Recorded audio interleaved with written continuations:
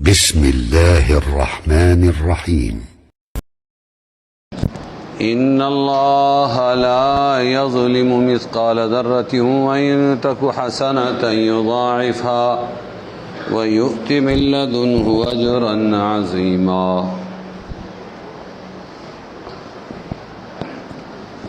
فكيف إذا جئنا من كل أمة بشهيد وجئنا بك على هؤلاء شهيدا يومئذ يود الذين كفروا وعصوا الرسول لو تسوى بهم الأرض ولا يكتمون الله حديثا. اور کیا نقصان تھا ان کا اگر ایمان لاتے اللہ پر اور قیامت کے دن پر اور خرچ کرتے اللہ کے دیے ہوئے میں سے، اور اللہ کو ان کی خوب خبر ہے بے شک اللہ حق نہیں رکھتا کسی کا ذرہ برابر. اگر نیکی ہو تو اس کو دوگنا کر دیتا ہے اور دیتا ہے اپنے پاس سے بڑا ثواب. پھر کیا حال ہوگا جب بلائیں گے ہم ہر امت کو، امت میں سے احوال کہنے والا بلائیں گے تجھ کو، ان لوگوں پر احوال بتلانے والا. اس دن آرزو کریں گے وہ لوگ جو کافر ہوئے تھے اور رسول کی نافرمانی کی تھی کہ برابر ہو جائیں زمین کے اور نہ چھپا سکیں گے اللہ سے کوئی بات. پہلی آیتوں میں انکار خدا، انکار آخرت، بخل کی مذمت تھی، برائی تھی. ان آیات میں اللہ اور آخرت پر ایمان لانے اور اللہ کے راستے میں خرچ کرنے کی ترغیب ہے. اور آخر میں مواقف حشر، یعنی حشر میں کھڑا ہونا اللہ کے سامنے، اس کو بیان کر کے ان لوگوں کو انجام بد سے ڈرایا گیا ہے جو ایمان لاتے ہیں اور نیک عمل کرتے ہیں. پہلی آیت میں ہے وَمَاذَا عَلَيْهِمْ، کیا ہو گیا تھا اگر یہ لوگ ایمان لے آتے اللہ پر، آخرت کے دن پر اور خرچ کرتے تو کیا جاتا ان کا.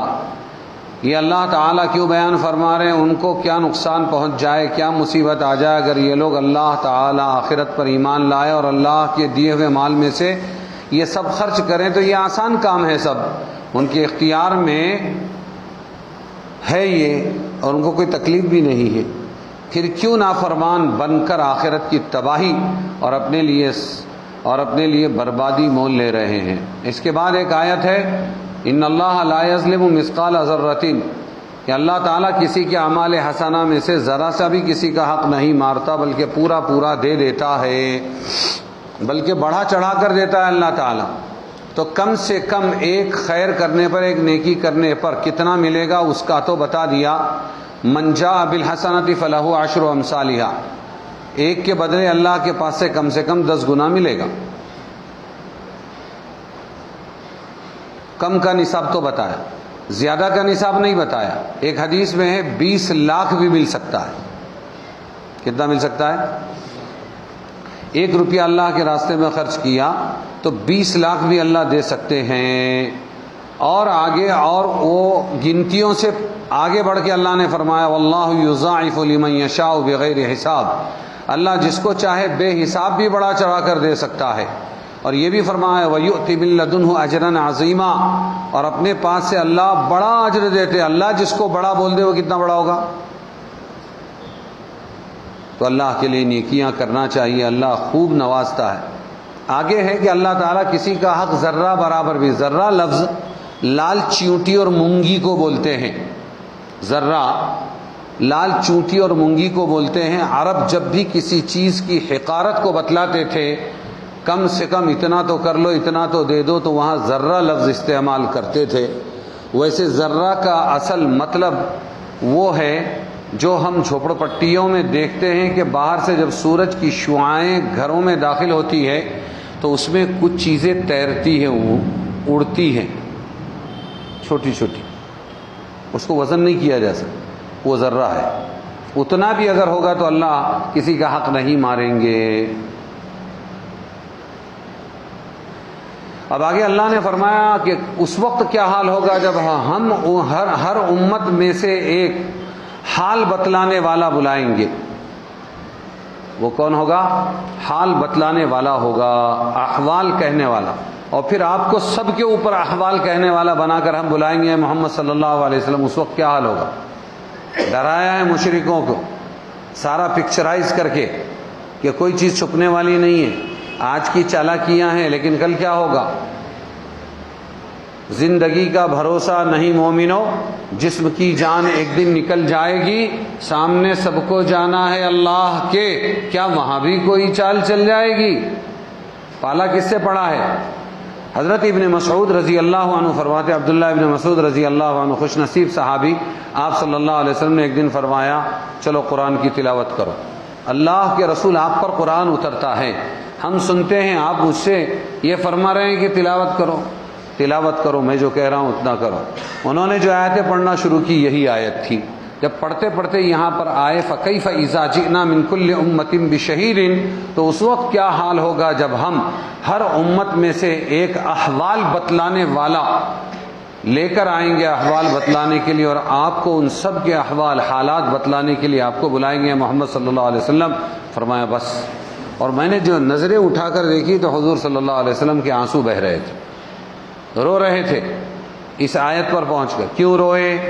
کئی وجوہات ہو سکتی ہے۔ ایک وجہ یہ کہ اپنی قوم مشرکین مکہ کی بد عملی ان کے سامنے آ گئی کہ یہ میری امت آج ضد میں مانتی نہیں، اسلام قبول نہیں کرتی، اور کل قیامت میں اللہ تعالیٰ ان کو پکڑ لیں گے، میری قوم میرے رشتہ دار ہلاک ہو جائیں گے، اس پر آنسو جاری ہو گئے۔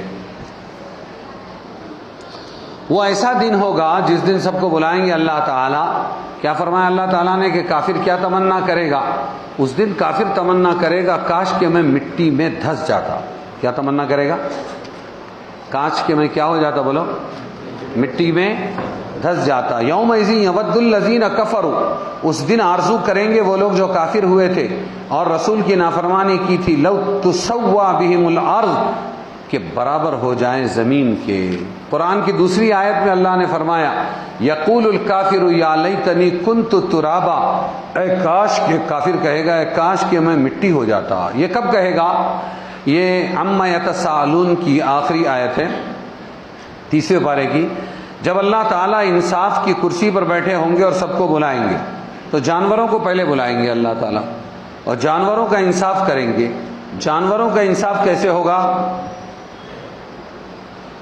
جانوروں کا انصاف کیسے ہوگا؟ جانوروں کا انصاف اس طرح ہوگا کہ بغیر سینگ والی بکری شکایت کرے گی کہ اے اللہ اس نے مجھے یہ سینگ والی نے مارا تھا، مجبور تھی، کھا گئی مار، اس لیے کہ تو نے مجھے سینگ نہیں دی تھی، ہتھیار ہی نہیں دیا لڑنے کا۔ اللہ فرمائیں گے بلاؤ، اور اس کے سینگ اس کو دے دیے جائیں گے، اور پھر اس کو بے سینگ بنا کر اللہ تبارک و تعالیٰ فرمائیں گے اب تو بدلہ لے۔ سینگ والی بکری بغیر سینگ کی بکری کو مارے گی، جب وہ اطمینان ہو جائے گا حساب برابر ہو گیا، اب ان کے لیے نہ جنت ہے نہ جہنم، ان کو مٹی بنا دیا جائے گا، اللہ کا حکم ہوگا یہ مٹی بن جائیں گے۔ تو اس وقت کافر یہ کہیں گے یا لیتنی کنت ترابا، اب ہمیشہ ہمیشہ کا عذاب، دنیا کی آگ سے 70 درجے زیادہ جلانے والی آگ میں، کبھی نہ ختم ہونے والی زندگی اور کبھی نہ آنے والی موت، بس جلتے ہی جانا ہے، جلتے ہی رہنا ہے۔ مومن تو ہزاروں کروڑوں سال کے بعد ایمان ذرہ برابر ہوگا، نکال دیے جائیں گے، لیکن یہ کافر تو مشرک تو اس میں ہمیشہ رہیں گے۔ تو وہ کہیں گے کاش کہ ہم کیا ہو جاتے، ارے یہ جانوروں کی طرح مٹی ہو جاتے تو اچھا، اچھلنے دو، کودنے دو، آج بولنے دو جتنا بولتے ہیں، لیکن یہ بولنے سے زیادہ کچھ نہیں کر سکتے، یہ بدنصیب ہے۔ ایک ہی راستہ ہے کہ یہ ہماری طرح کلمہ پڑھ کر مسلمان ہو جائے۔ جی تو فرماتے ہیں کہ اس دن تمنا کرے گا کافر کاش کہ ہم کیا ہو جائیں۔ آخر میں اللہ تعالیٰ نے ایک بات فرمائی اور یوں فرمائی وَلَا يَكْتُمُونَ اللَّهَ حَدِيثًا، کافر تمنا کریں گے مٹی ہو جاتے تو اچھا تھا، اور وہ اللہ سے کچھ نہ چھپا پائیں گے، سب کچھ اللہ کے سامنے موجود ہے۔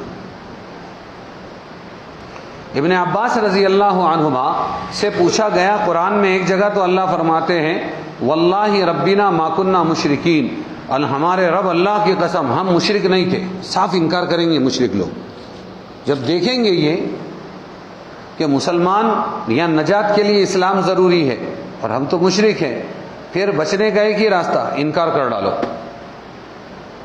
تو وہ انکار کر دیں گے کہ ہم مشرک تھے ہی نہیں۔ اور یہ آیت بتلا رہی ہے کہ اللہ سے وہ کچھ بھی چھپا نہیں پائیں گے مشرک، تو دونوں میں بظاہر تضاد ٹکراؤ ہوا، لیکن قرآن میں کوئی ٹکراؤ کبھی نہیں ہوتا، یہ اللہ کی کتاب ہے۔ وہ جو ہے کہ ہم مشرک تھے ہی نہیں، جھٹلائیں گے وہ شروع کا حال ہوگا اور سمجھیں گے کہ ہم بچ جائیں گے اس لیے جھوٹ بول دو، لیکن جب دیکھیں گے کہ اللہ کے پاس تو ہر چیز کا لکھا ہوا موجود ہے تو پھر اخیر میں وہ مان لیں گے کہ ہاں ہم نے شرک کیا تھا اور اللہ سے کوئی چیز بچا نہیں پائیں گے۔ اللہ ہماری حفاظت فرمائے، ایمان دیا ہے ایمان پر موت عطا فرمائے، آغاز اچھا کیا ہے انجام بھی اچھا فرمائے۔ بچہ پانی لے کے آؤ۔ تو ایک انسان دینی مجلس میں، تفسیر کی مجلس میں بیٹھا ہے، اس کا ثبوت یہ ہے کہ وہ آدمی قربانی دے کر، نیند کی، کام کی قربانی دے کر وہ خیر لینا چاہتا ہے، لیکن انسانی کمزوریاں، بیماریاں ہیں کہ نیند کا غلبہ آ جاتا ہے، خصوصاً سکون کی مجلسوں میں نیند آ جاتی ہے۔ تو وہ برے نہیں ہیں جن کو نیند آ جاتی ہے، جو بازو والے کو سوتا چھوڑ دے وہ برے ہیں، کہ اس کی مدد نہیں کرتے شیطان کے مقابلے میں کہ بھئی اس کو ذرا سا دھکا دے دو، ذرا پیٹھ پہ ہاتھ پھیر دو، ذرا چوکنا کر دو۔ بات سمجھے؟ ہاں، تو میں کسی کو اگر اٹھا دوں تو لوگ اس پر ہنستے ہیں، نہیں، میں آپ پر ہنستا ہوں کہ آپ نے کیسے چھوڑ دیا اپنے ساتھی کو، بازو والے کو چھوڑ رہے ہیں۔ اگر یہاں بازو والے کو تم مدد کر کے نہیں اٹھا سکتے، نہیں سنا سکتے، تو سوتی امت کو جا کر کب اٹھاؤ گے اور کب جگاؤ گے اور کب سناؤ گے؟ بسم اللہ۔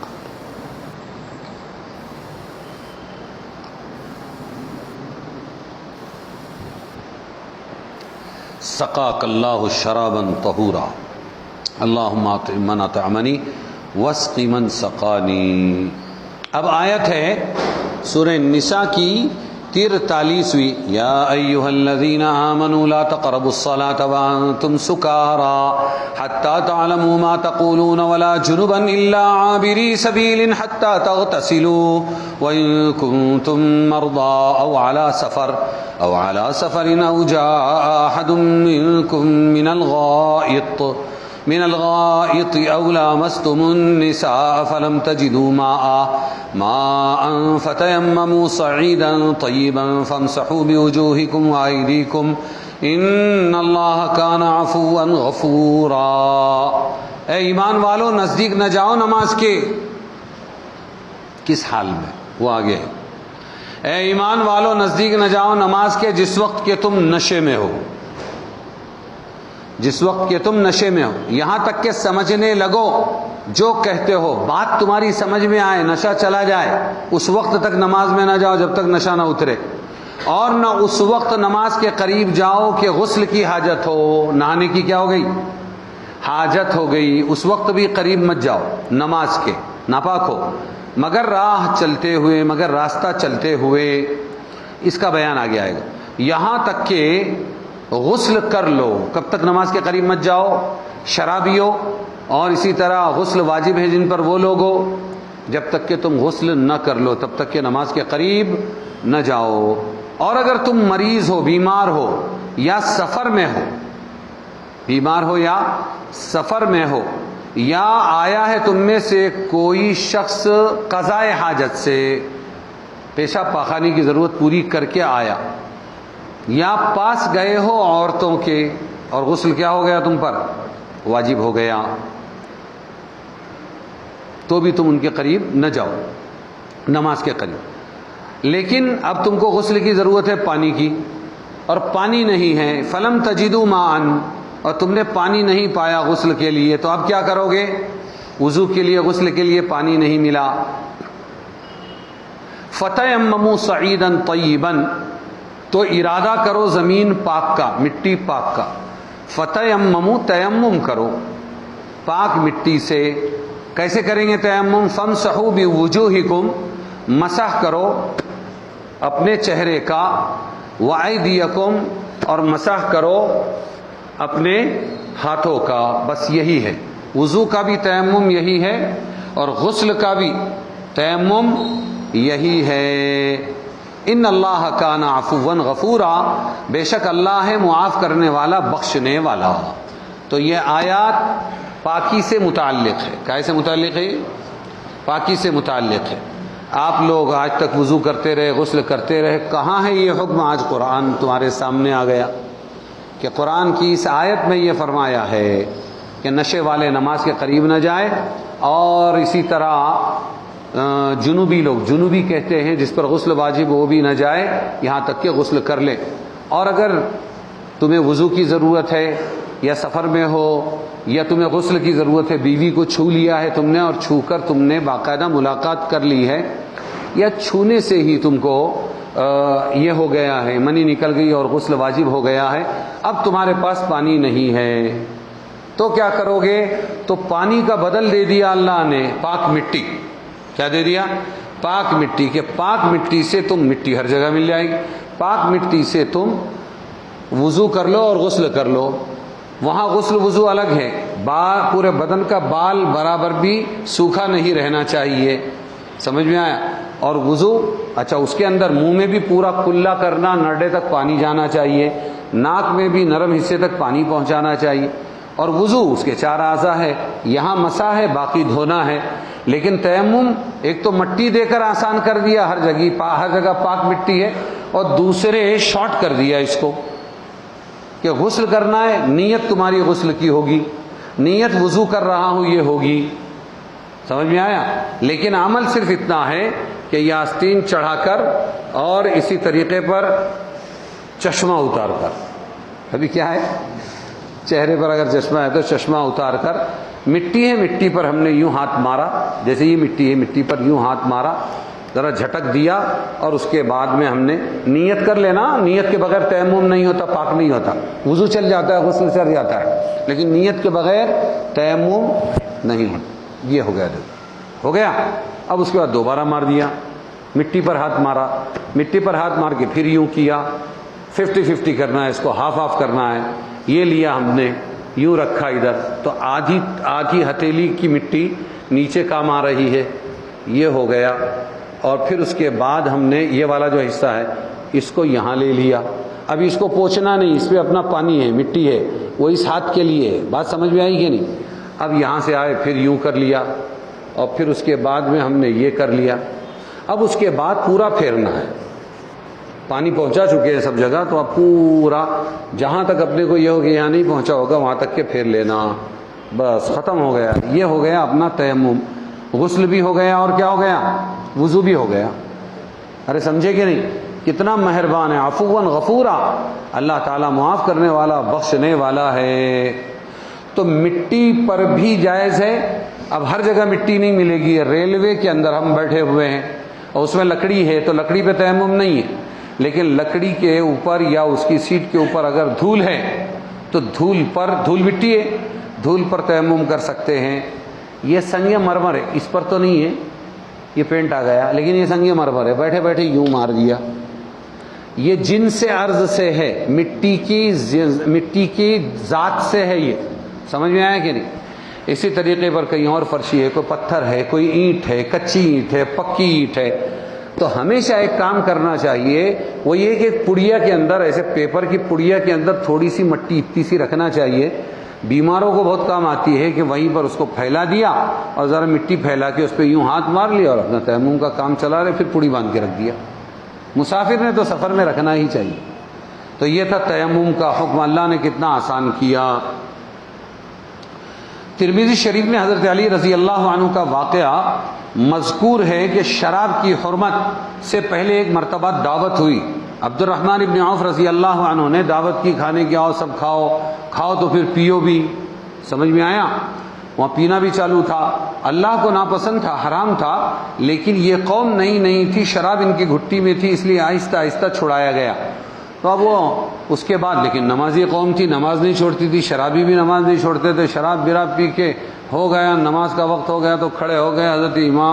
حضرت امام علی رضی اللہ عنہ کو امام بنایا. انہوں نے پڑھا قل یا ایھا الکافرون، کہہ دو اے کافرو، لا اعبد ما تعبدون، میں نہیں پوجا کروں گا تمہارے معبودوں کی. ان کی زبان سے شراب کے نشے میں نکلا اعبد ما تعبدون، میں تمہارے بتوں کی پوجا کروں گا. نماز فاسد.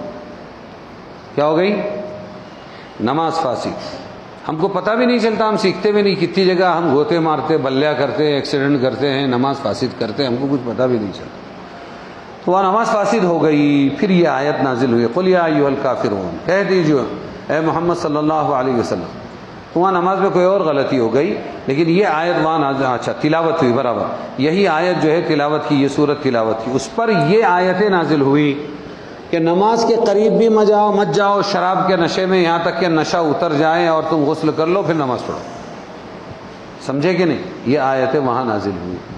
تو اب اللہ کو تو ناپسند تھا کہ بھائی شراب نہیں پینا چاہیے، لیکن قوم کی گھٹی میں شراب پڑی ہوئی تھی، جیسے گٹکے والوں کو کتنا بھی سمجھاؤ لیکن سمجھ میں نہیں آتا ہے.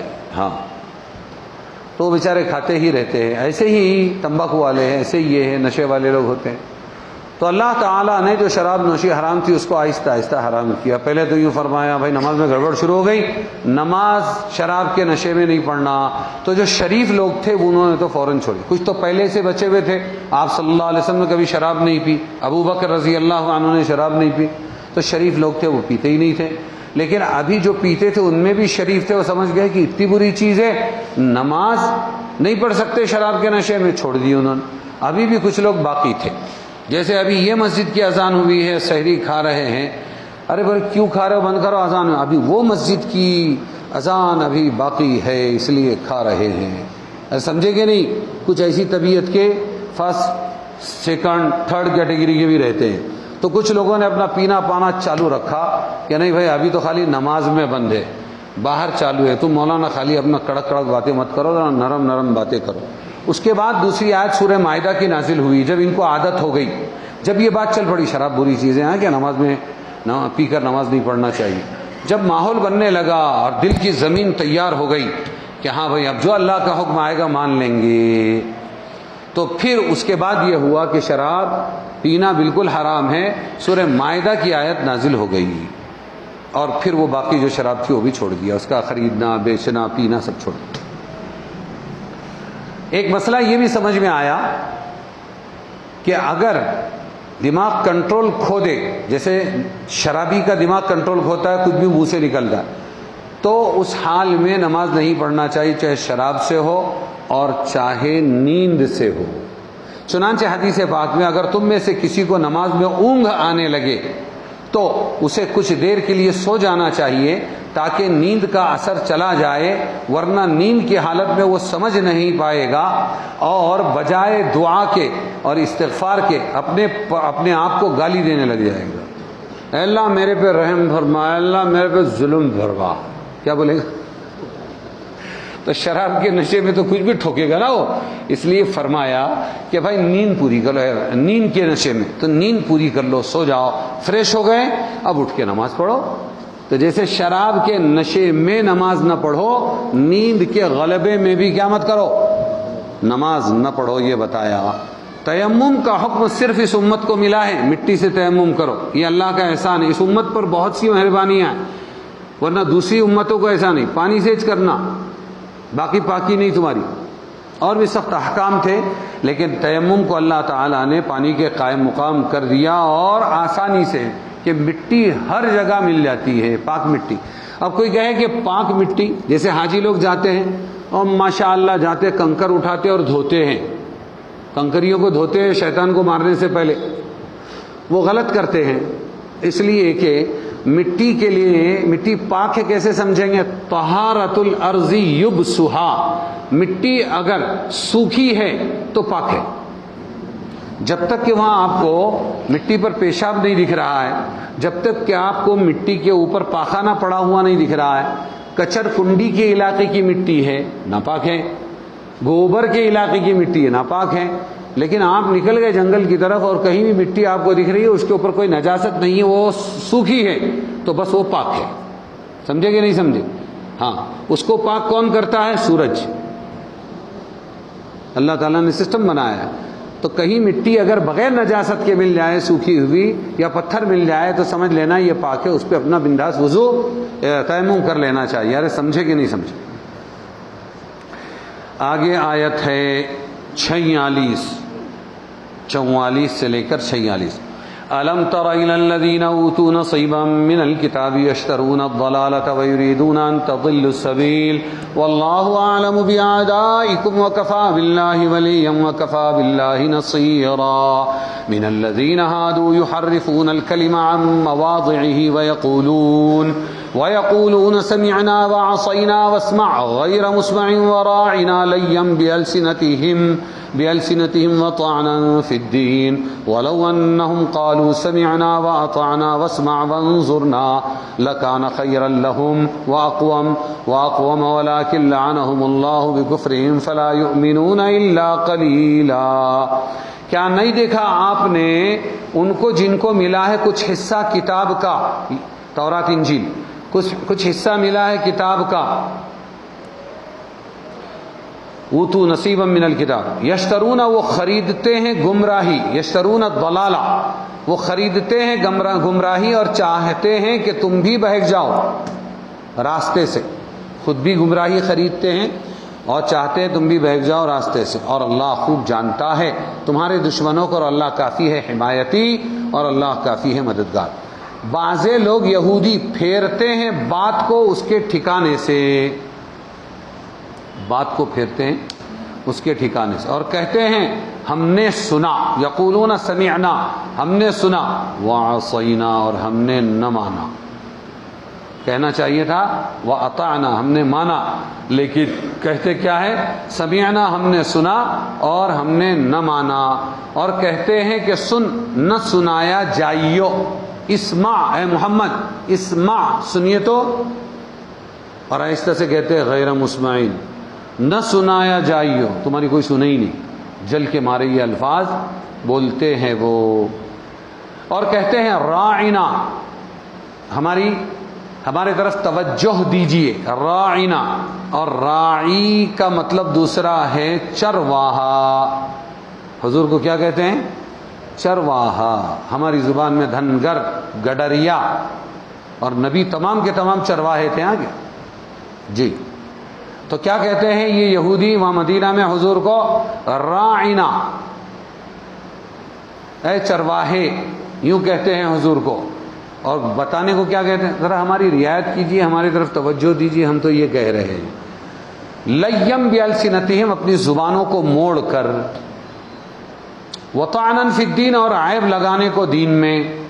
اب اللہ فرما رہے کیا کہنا چاہیے تھا، وَلَوْ أَنَّهُمْ قَالُوا اور اگر وہ لوگ یہ کہتے سمعنا ہم نے سنا، اے اللہ کے رسول آپ کا قرآن حدیث آپ کی باتیں ہم نے سنی، سمعنا وَأَطَعْنَا اور ہم نے مان لیا، کیا کہتے سنا اور مان لیا، وہ کیا کہتے سنا اور ہم نے نافرمانی کی نہیں مانا، اور یہ کہتے واسمع اے محمد صلی اللہ علیہ وسلم سنیے، وانظرنا اور ذرا ہماری طرف دیکھیے، ہماری طرف توجہ دیجیے، لفظ راعینا کی جگہ انظرنا کہتے اگر یہ لوگ تو بہتر ہوتا ان کے حق میں اور درست ہوتا، لیکن لعنت کی ان پر اللہ نے ان کے کفر کی وجہ سے، سو وہ ایمان نہیں لاتے مگر بہت کم۔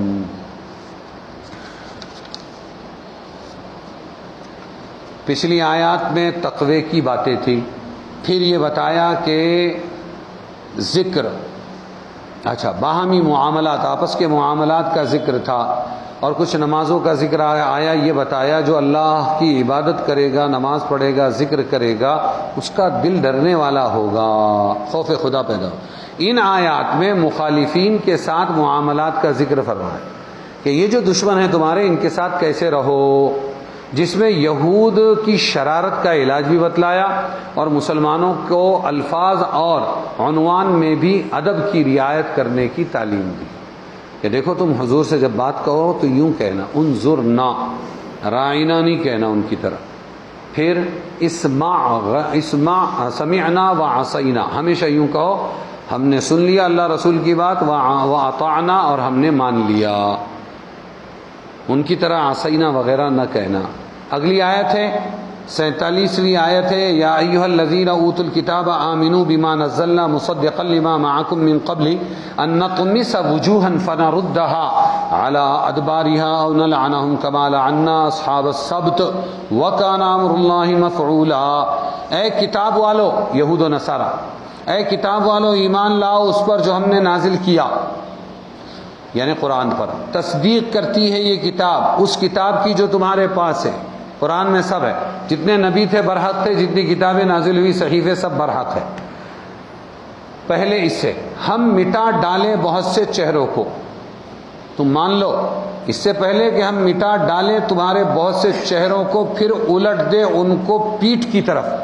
چہرے مٹا ڈالے اور ان کو پلٹ دے پیٹھ کی طرف، یا لعنت کرے ان پر جیسے ہم نے لعنت کی ہفتے کے دن والوں پر، اور اللہ کا حکم تو ہو کر ہی رہتا ہے. یہ آیتوں میں کیا بتلا رہے ہیں اللہ تعالیٰ کہ اے کتاب والو یا تو ایمان لاؤ یا تمہارے چہرے مسخ کر دیں گے، سپاٹ کر دیں گے، یا تمہارے چہرے پلٹ دیں گے. اس سے دو مطلب مراد ہو سکتے ہیں کہ ہم چہرے سپاٹ کر دیں گے، نقش و نگار ہی ختم ہو جائے، نہ آنکھ نہ ناک نہ منہ کچھ نہ دکھے، سپاٹ دکھے گدی کی طرح جیسے یہاں کچھ نہیں ہے، ایک مطلب ہے. یا پھر یہ ہے کہ چہرے کو پورا پلٹ کے پیچھے کر دے وے.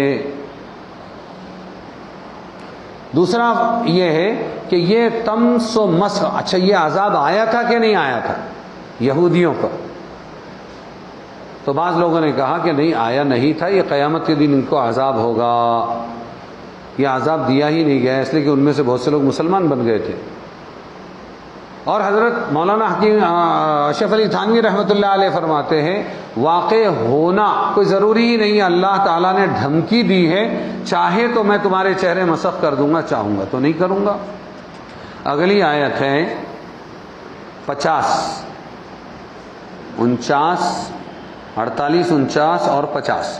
ان اللہ لا یغفر ان یشرک به ویغفر ما دون ذلك لمن یشاء ومن یشرک باللہ فقد افترى اثما عظیما. الم تر الى الذین یزکون انفسهم بل اللہ یزکی من یشاء ولا یظلمون فتیلا. انظر کیف یفترون علی اللہ الکذب وکفى به اثما مبینا.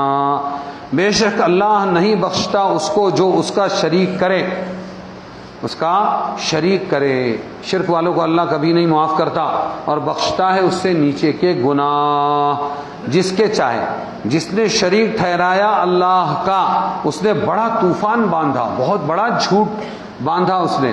کیا تو نے نہیں دیکھا ان کو جو اپنے آپ کو پاکیزہ کہتے ہیں، ہم پاک ہیں، بلکہ اللہ ہی پاک کرتا ہے جس کو چاہے. اللہ ہمیں پاک فرمائے.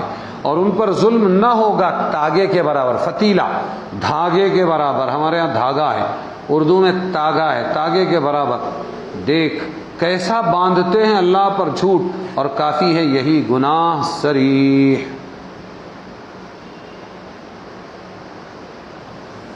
ہے. جی تو دیکھو ان آیتوں میں اللہ تعالیٰ بہت بڑی بات فرما رہے ہیں. ہر گناہ کو معاف کر دوں گا اگر چاہوں، لیکن شرک کو اللہ فرماتے ہیں میں کبھی معاف نہیں کروں گا. شرک کے کہتے کس کو ہے؟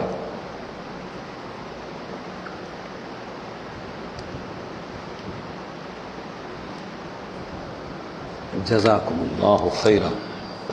شرک اللہ تعالی کی ذات و صفات کے بارے میں جو عقائد ہونا چاہیے، جو عقائد ہیں، اس طرح کا کوئی عقیدہ کسی مخلوق کے لیے رکھنا یہ شرک ہے. اللہ تعالی کی ذات اور اللہ کی صفات کے بارے میں جو عقیدے ہونے چاہیے وہ غیر اللہ کے لیے وہ عقیدے رکھنا یہ شرک ہے. اور ذرا وضاحت ہوگی آگے. اس کی کئی قسمیں ہیں. نمبر 1 علم میں شریک ٹھہرانا اللہ کا کسی کو. قائم ہے علم میں اللہ کا شریک ٹھہرانا، یعنی کسی بزرگ یا پیر کے ساتھ یہ اعتقاد رکھنا کہ ہمارے سب حال کی ان کو ہر وقت خبر ہے. ہمارے پیر صاحب کو، ہمارے بزرگ کو، زندہ ہو یا انتقال ہو گیا ہو، ان کو ہمارے ہر حال کی ہر وقت خبر ہے. یہ علم ان کو حاصل ہے، حالانکہ یہ علم صرف اللہ کا ہے. کس کا ہے؟ نجومی، ستاروں کے کھیل بتلانے والا. نجم سے نجومی، پنڈت سے غیب کی خبریں معلوم کرنا. آگے کیا ہونے والا ہے بابا؟ لو بولو آگے کیا ہونے والا؟ یہ ہونے والا. اچھا پھر اس کے آگے کیا ہونے والا؟ بولو. ارے سمجھے گے نہیں؟ پنڈت یا نجومی سے غیب کی خبریں دریافت کرنا، غیب کی باتیں معلوم کرنا، یا کسی بزرگ کے کلام میں فال دیکھ کر اس کو یقینی سمجھنا. فال دیکھنا، تمہارا نام کیا؟ اگڑم بگڑم سگڑم. ہاں کتاب کھولتا ہوں میں، کھولا ایسا ہونے والا ہے، بس اب تو ہونے والا ہے. کیوں بول دیے بولے بابا نے. اس کو یقینی سمجھنا، فعال دیکھ کر اس کو یقینی سمجھنا. یہ سب علم کی باتیں چل رہی، جو اللہ کو معلوم ہے وہ ہم بندوں کو اختیار دے رہے ہیں، ہے نا. یا کسی کو دور سے پکارنا، المدد. وہ کدھر ہے؟ بغداد میں ہو، اور کدھر ہے؟ اجمیر میں. المدد. اور یہ سمجھنا کہ ان کو خبر ہو گئی، ہم نے پکارا اور ان کو خبر ہو گئی. یا کسی کے نام کا روزہ رکھنا، یہ سب کیا ہوا؟ علم میں شریک ٹھہرانا اللہ کا کسی کو ناجائز ہے. یہ علم کس کو ہے؟ صرف اللہ کو ہے. علم کس کو ہے؟ غیب کا علم صرف اللہ کو ہے. یہاں مار کھا جاتے ہیں بہت سے. اب بولو ہم مسلمان ہیں یا نہیں ہیں؟ تھرمامیٹر اپنے ہاتھ میں دیکھو اور دوسری قسم سے سمجھو. اشراق فی التصرف، تصرف میں کچھ کرنے میں شریک ٹھہرانا اللہ کا کسی کو کچھ کرنے میں، یعنی کسی کو نفع یا نقصان کا مختار سمجھنا کہ یہ نفع دے سکتا ہے، یہ نقصان دے سکتا ہے.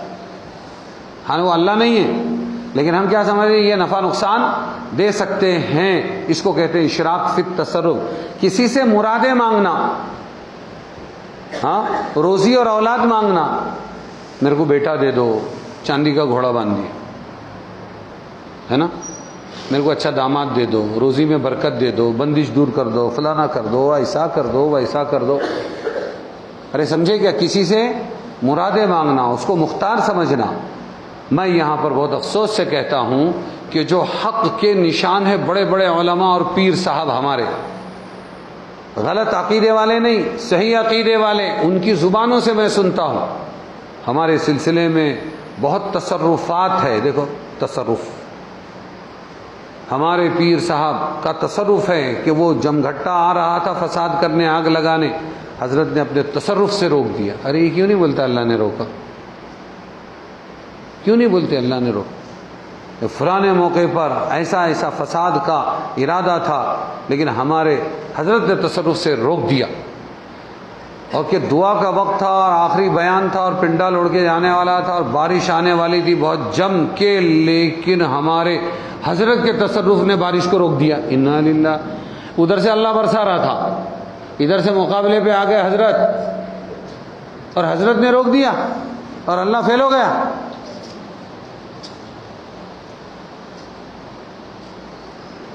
تو شیطان بولتا ہے میرے بائیں ہاتھ کا کھیل ہے تم لوگوں سے کھیلنا، بہت ایمان ایمان توحید توحید کرتے ہو. تو میں جو رونا رو رہا ہوں وہ اہل حق کا رونا رو رہا ہوں، ان سلسلے والوں کا جو حق کے علم بردار ہے، جید علماء ہے، لیکن وہ ایک دوسرے کی عقیدت میں اور بزرگوں کی اور اپنے پیر صاحب کی عقیدت میں یا اپنے سلسلے کو خاص بتلانے میں ایسے الفاظ نکل جاتے ہیں اسے کہ ہمارے سلسلے میں سب سے زیادہ تصرفات ہے. تصرفات کا مطلب کر سکنے کی طاقت. ارے ہے کون تم؟ اللہ کے مقابلے میں کون کیا کر سکتا ہے؟ پھر اپنی بیماریوں، موتوں، ناکامیوں کو کیوں نہیں ٹالتے؟ ساری دنیا کے تصرف کرتے بیٹھتے ہو. حضرت میں بہت تصرف تھا تو مر گئے. ارے بھی مرے کیوں؟ باقی رہنا تھا نا دنیا میں، موت کو تو ٹال نہیں سکے. تو یہ یاد رکھو کہ اہل حق میں بھی یہ تصرف کا شرک گھسا ہوا ہے. اس کی ایک قسم بتائی کہ اللہ کی صفت ہے، کیا ہے؟ تصرف کرنا.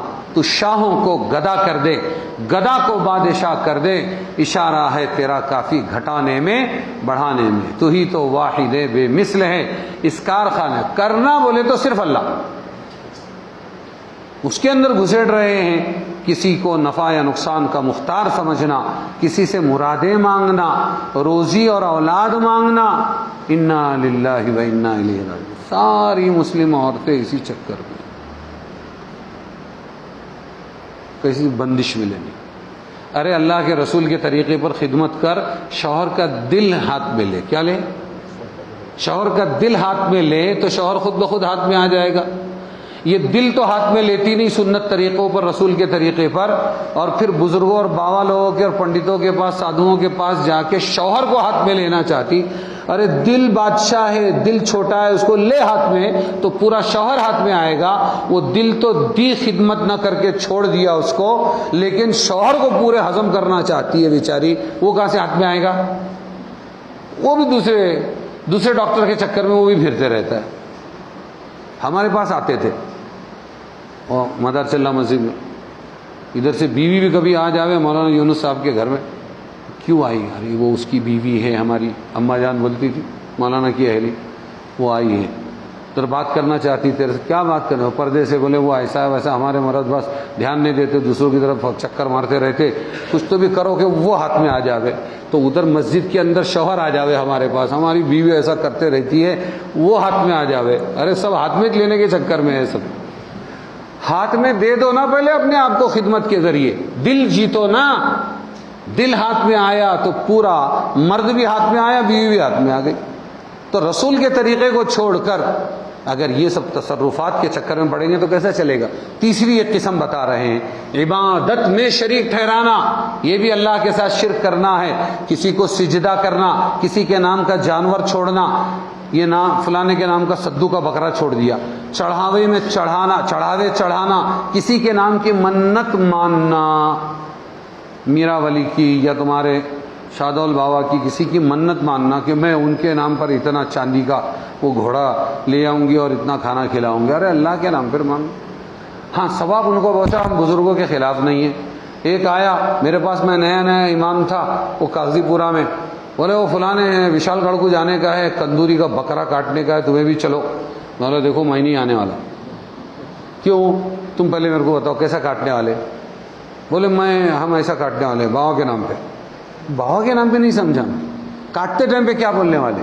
کاٹتے ٹائم ہم بولنے والے کہ بابا کے نام پر میں یہ بکرے کو ذبح کرتا ہوں. بولے پھر میں نہیں آنے والا، یہ حرام ہو گیا. میں دوسرا طریقہ بتاتا ہوں تم کو. بولے کیا؟ یوں بولو بسم اللہ اللہ اکبر، ذبح ہو گیا. اے اللہ اس کا ثواب ہمارے بابا کو پہنچا دے، پیرانی پیر کو پہنچا دے، اور فلاں شادول بابا کو پہنچا دے، اور وشال گڑھ والے بابا کو پہنچا. ہم تھوڑی دشمن ہیں، ہم تو ان کے دوست تھے، ہم ان کے تھے، اصلی چیلے ہم ان کے. ایسا؟ ہاں. مطلب پھر آتو کھانے کو تمہارے واسطے. تو کسی کے نام کی منت ماننا، کسی کے قبر یا مکان کا طواف کرنا. آپ دیکھو مندروں کا طواف ہوتا ہے کہ نہیں؟ تو کسی کے مکان کا طواف کرنا، حضور کی قبر کا طواف اگر کوئی کرتا ہے یہ بھی ناجائز. تو قبر مکان کا طواف کرنا، خدا کے حکم کے مقابلے میں کسی دوسرے کے قول یا رسم کو ترجیح دینا. ہاں تیجا کرنا، چالیسواں کرنا، یہ کرنا وہ کرنا، ارے وہ سب اسلام میں منع ہے، ایسا نہیں کرنا. کیا کرنا پڑتا اس واسطے ہمیں کر رہی ہیں. تو اللہ کا حکم جانتے ہوئے بازو کو رکھ کر کسی رسم کو کرنا یا قول کو پورا کرنا. کسی کے سامنے رکوع کی حالت میں جھکنا ادب کے واسطے. ایک زمانے میں حضور نظام نے ایجاد کیا تھا فرشی سلام. ارے کون سا سلام؟ حیدرآباد والوں کا. ارے بولا نا، وہ زمین سے شروع ہوتا تھا. ارے واہ، یہ سب وہ سے بیماریاں شرک کی. سیدھا سلام نہیں. اگر ایسا ہوتا تو حضور صلی اللہ علیہ وسلم سب سے با ادب تھے نا. نہ حضور کے کسی صحابی نے ایسا سلام مارا اور نہ حضور صلی اللہ علیہ وسلم. تو رکوع کی حالت میں کسی کے سامنے جھکنا، کسی کے نام پر جانور ذبح کرنا. کیا کرنا؟ نام پر. میں نے ابھی بتا دیا. دنیا کے کاروبار کو ستاروں کی تاثیر سمجھنا. کیا سمجھنا؟ بارش ہو گئی، ہاں میں کل ہی بولا تھا وہ ستارہ آج رات میں فلانے برج کے اندر رہنے والا ستارے نے بارش برسایا. حضور نے فرمایا کہ اللہ ناراض ہوا. کچھ لوگ کہتے ہیں ستارے نے بارش برسایا، حدیبیہ میں فرمایا تھا حضور نے. تو اللہ فرماتے ہیں کہ انہوں نے شرک کیا میرے ساتھ. جو یوں کہے اللہ ہی نے برسایا. افرائیتم الماء الذی تشربون اانتم انزلتموہ من المزن ام نحن المنزلون. تم برساتے ہو کہ ہم برساتے؟ تو ستاروں کی تاثیر سے دنیا کے کاروبار کو سمجھنا، کسی وقت دن مہینے کو منحوس سمجھنا، یہ سب کیا ہے؟ عبادت میں شرک کرنا. نہیں کرنا ایسا. سب گھڑی برابر، سب تاریخ برابر، کوئی منحوس نہیں ہے. منحوس میری بدعملی میں نماز چھوڑ دیا، میں منحوس. نہ بیوی منحوس، نہ گھوڑا منحوس، نہ گھر منحوس، کچھ منحوس نہیں. جہاں اللہ کی نافرمانی ہو تو وہ آدمی پہلے منحوس بعد میں جگہ منحوس، تو پھر کیا کرو نحوست بھگانے کو، اللہ کی اطاعت کرو۔ اسی طرح وہ کہتے تھے ہم پاکیزہ ہے، ہم اسحاق کی اولاد، یعقوب کی اولاد، ہم نبیوں کی اولاد، اپنے آپ کو پاک بتاتے۔ اللہ فرمایا نہیں، پاکیزہ صرف اللہ تعالیٰ۔ نام میں بھی اگر کچھ بڑائی پاکیزگی آئی تو حضور نے بدل دیا۔ ابو سلمہ کی بیٹی تھی زینب، حضور نے فرمایا نام کیا؟ بولے میرا نام ہے برہ، برہ نام تھا، برہ کہتے ہیں نیک کو، بر والی، نیکی والی۔ حضور نے فرمایا یہ حق صرف اللہ کو ہے کہ کون پاک کون ناپاک اللہ کو معلوم ہے، اس لیے اس کا نام بدل دو، زینب نام رکھ دیا۔ ارے سمجھے کہ نہیں سمجھے؟ بس